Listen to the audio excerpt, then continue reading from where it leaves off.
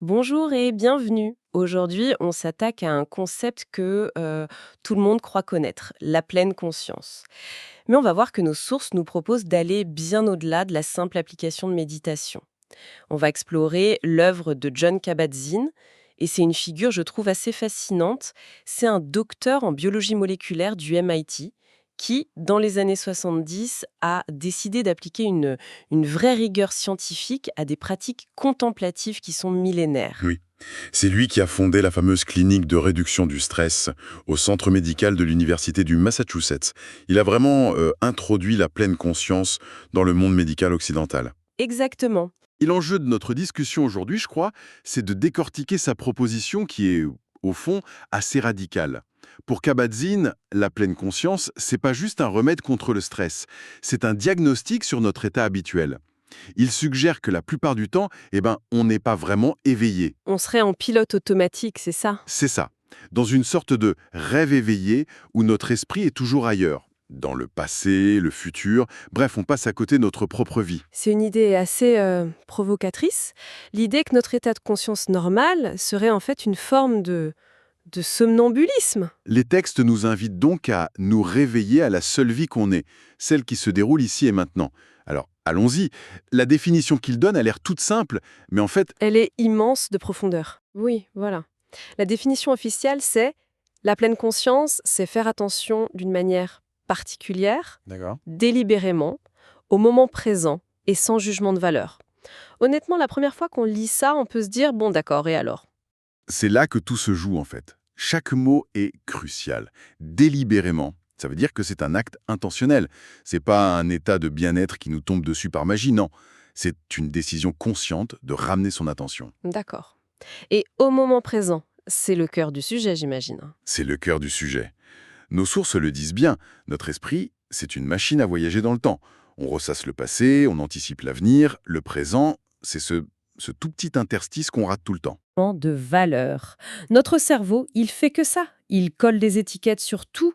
J'aime, j'aime pas, c'est bien, c'est mal. L'idée de juste observer sans juger, ça paraît presque impossible. C'est tout le défi. Et c'est là que le diagnostic de Kabat-Zinn est puissant. Ce pilote automatique, ce vagabondage mental, il n'est pas neutre. Il est à la source de beaucoup de nos angoisses. On est tellement pris dans nos pensées qu'on ne voit plus la réalité. On ne voit que nos interprétations de la réalité. Exactement. C'est ça qu'il appelle l'ignorance. Pas la bêtise, hein, mais le fait de ne pas voir clairement. Il y a une analogie dans les textes qui est devenue célèbre et que je trouve incroyablement juste, c'est on ne peut arrêter les vagues, mais on peut apprendre à surfer. Ah oui, elle est parfaite. L'idée, donc, c'est pas de faire le vide, ce qui est impossible. Et une source de frustration énorme pour ceux qui commencent. Voilà, c'est plutôt d'apprendre à naviguer dans ce chaos mental. Absolument. C'est une métaphore qui libère, je trouve. L'esprit, c'est un océan. Il y aura toujours des vagues, des tempêtes. La pleine conscience, c'est la planche de surf. C'est l'outil qui permet de développer l'équilibre, la stabilité, pour pas se laisser noyer par chaque vague de pensée. C'est pour ça que ça a pu être appliqué aussi largement alors. Bien sûr, débarrassé de tout dogme, l'approche s'adresse à la condition humaine. Que ce soit pour des patients avec des douleurs chroniques, des athlètes, des chefs d'entreprise, on est tous dans le même bateau. D'accord, l'image du surf est très parlant. Mais concrètement, comment on apprend faux? Les textes insistent de manière quasi obsessionnelle sur un point de départ, la respiration. Pourquoi le souffle? Qu'est-ce qu'il a de si spécial? C'est une question essentielle. Le souffle, il est choisi pour des raisons très pragmatiques. D'abord, il est toujours là, 24 heures sur 24. C'est une encre toujours disponible. Mhm. Ensuite, il est forcément dans le moment présent. On ne peut pas respirer hier, ni respirer demain.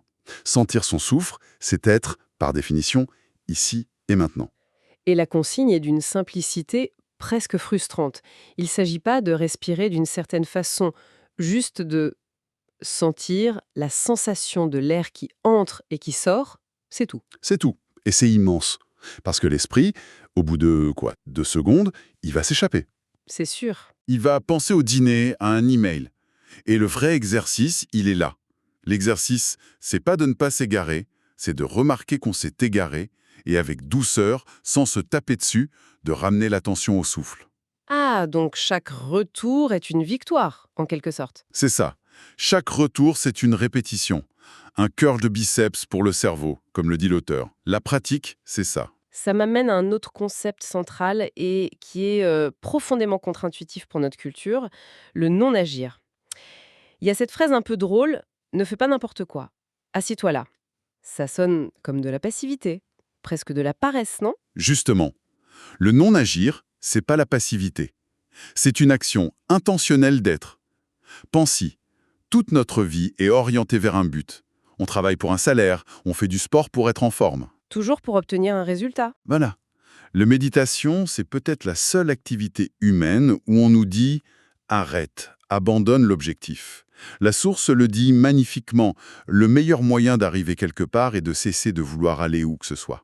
On lâche prise sur l'obsession du résultat. Précisément, en s'asseyant sans autre but que d'être là avec ce qui est là. Le souffle, les bruits, les pensées. On suspend la course. Et dans cet espace, quelque chose de nouveau peut apparaître. On peut enfin observer comment notre esprit fonctionne, sans toujours essayer de le réparer. C'est un acte de rébellion silencieuse en fait. C'est exactement ça. Dans un monde qui nous crie de faire en permanence. Donc, la pratique, c'est pas juste une technique. Les textes insistent beaucoup sur l'attitude avec laquelle on pratique. Ils décrivent plusieurs qualités à cultiver. La première, c'est la patience. Ça semble être un antidote direct à notre culture de l'immédiat. Totalement. On nous rappelle qu'on ne peut pas tirer sur une fleur pour la faire pousser plus vite. Hmm, Les choses ont leur propre rythme. L'esprit aussi. On ne peut pas forcer la tranquillité. La patience, c'est accepter que l'esprit soit agité aujourd'hui et peut-être aussi demain. C'est faire confiance au processus. Et ensuite, il y a le lâcher-prise. C'est un terme un peu à la mode, mais qui a un sens très précis ici, j'ai l'impression. Oui, ça ne veut pas dire devenir indifférent. Pas du tout. Le lâcher-prise, c'est cesser de se cramponner. L'image, c'est une main fermée qui serre très fort une idée ou une rancœur. Le lâcher-prise, c'est juste ouvrir la main. On ne rejette rien, on arrête de retenir. Et ça libère une énergie folle, j'imagine. Une énergie phénoménale. On arrête de lutter contre ce qui est déjà là. Ce qui nous amène à la qualité la plus exigeante, à mon avis, le non-jugement. Notre esprit, c'est une usine à jugement. Comment on fait concrètement? La clé, c'est de comprendre que le but, c'est pas d'arrêter de juger. C'est impossible. D'accord. Le but, c'est de changer notre relation avec nos jugements. C'est de prendre conscience du jugement au moment où il apparaît. Par exemple, une douleur au genou. Et la pensée « Oh non, c'est horrible, ça partira jamais ». Le non-jugement, c'est de voir cette pensée pour ce qu'elle est, une pensée. Un événement mental passager, pas la vérité absolue. On la remarque et on revient à la sensation brute. Et enfin, les sources parlent de la confiance. C'est plus surprenant.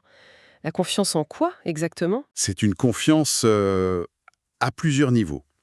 D'abord, confiance dans la pratique elle-même. Mais plus profondément, c'est la confiance en sa propre capacité à être avec son expérience, quelle qu'elle soit. Une sorte d'autorité intérieure. C'est ça. Apprendre à s'écouter soi-même, à faire confiance à ses intuitions, à son corps. C'est se réapproprier une forme de sagesse intérieure. Tout ça est très riche, mais on pourrait croire que ça se passe uniquement sur un coussin de méditation. Or, le but, c'est bien d'amener ça dans la vie de tous les jours. Exactement. Le coussin, c'est la salle de sport, c'est là qu'on s'entraîne. Mais le vrai match, c'est la vie. Kabat-Zinn raconte comment des actes aussi banals que faire la vaisselle, monter un escalier, peuvent devenir des pratiques profondes. Le secret, c'est l'attention qu'on y met. C'est l'attention. Au lieu de faire la vaisselle en pensant à 1000 autres choses, on peut décider de juste sentir la chaleur de l'eau, le contact de l'éponge. On transforme les corvées en opportunités. J'adore cette phrase des sources zen. L'accumulation de corvées est notre voie. C'est une façon de dire que le chemin, il n'est pas ailleurs, dans un monastère. Mais ici, au milieu de notre vie souvent un peu désordonnée, la distinction entre méditation formelle et vie commence alors à s'estomper. La vie elle-même devient la pratique. Il y a une autre image très, très forte dans les textes pour illustrer ça. C'est la méditation de la montagne. Ah oui, c'est une visualisation très aidante. Assis en méditation, on s'imagine devenir une montagne.